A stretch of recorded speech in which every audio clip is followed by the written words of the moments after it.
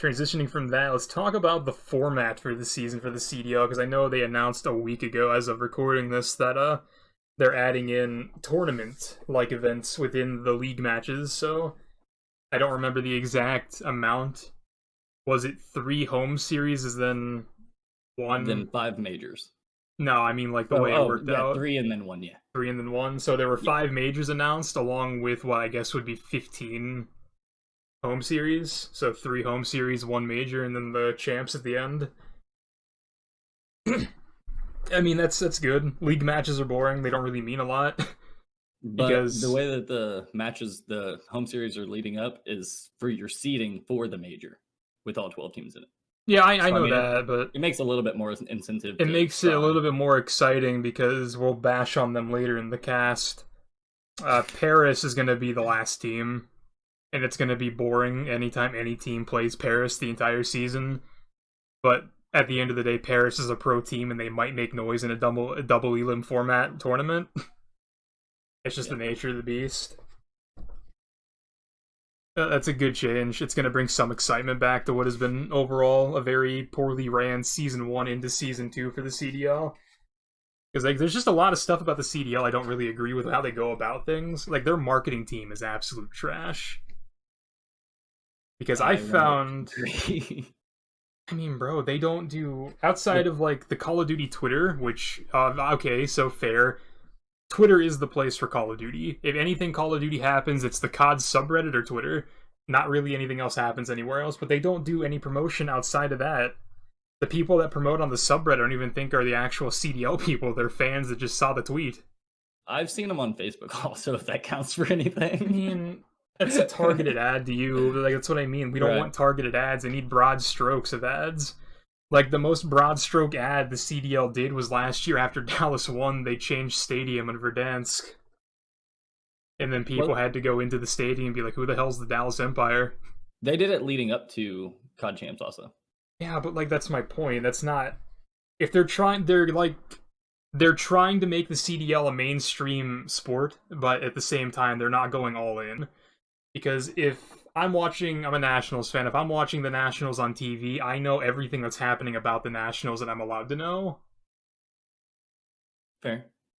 I know everything about their farm teams. Like, if I want to go watch the Harrisburg Senators play, I have their schedule somewhere on the broadcast promoting it.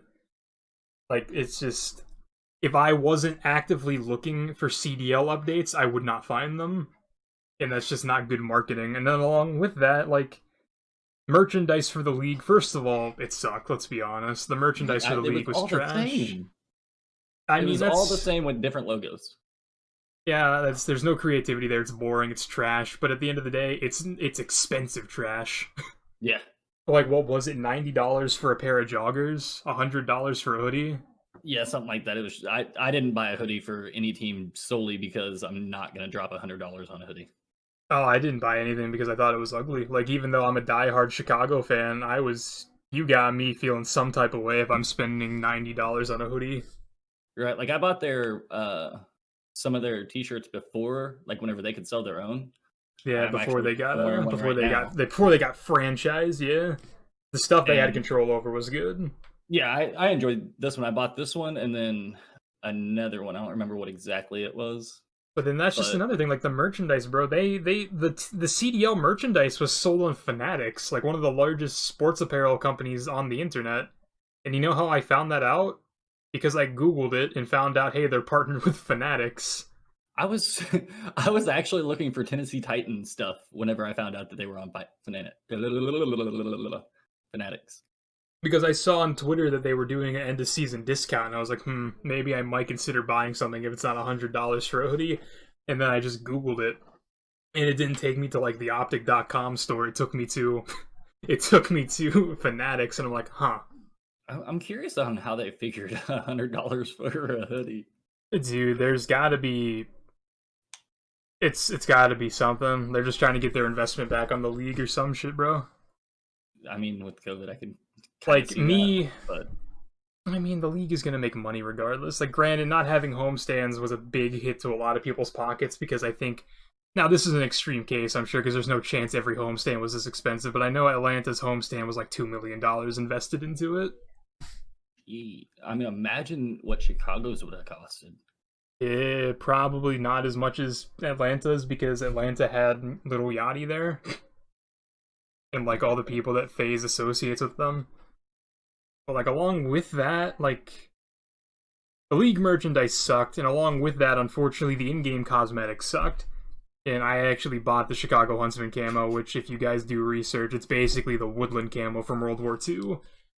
The Chicago Huntsman camo in Modern Warfare last year was the camo you got in World War II for getting 5 headshots.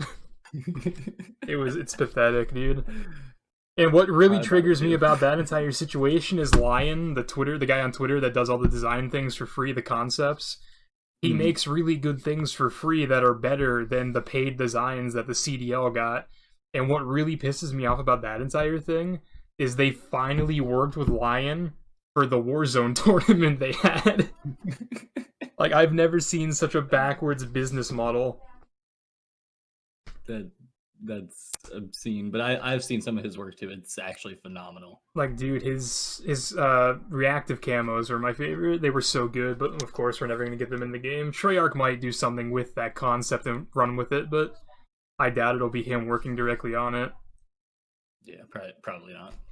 I'm sure they got graphic designers and all that. And then just to double back onto why merchandise is so expensive, before we move to the next topic, I genuinely don't know, because like I said in the intro, I own TeamFeeki. I sat in the business calls with Innovated Gear, our merchandise provider, and I was like, how much can we realistically sell these for as cheap as we can and still turn a profit?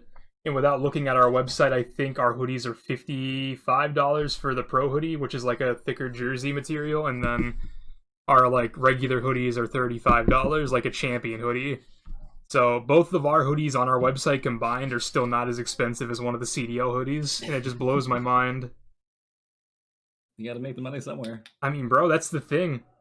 Like, I'm not going to sit here and talk specific numbers, but we get a 45% return on any purchase on the website. We're making money when people buy something from our merch shop. Think about how much Fanatics is charging them to have that stuff on there. I mean, at that rate, they're just basically drop shipping, which is like probably like 15% to the company, so Fanatics, but like I don't think that matters. I'm pretty sure 90 is just the price.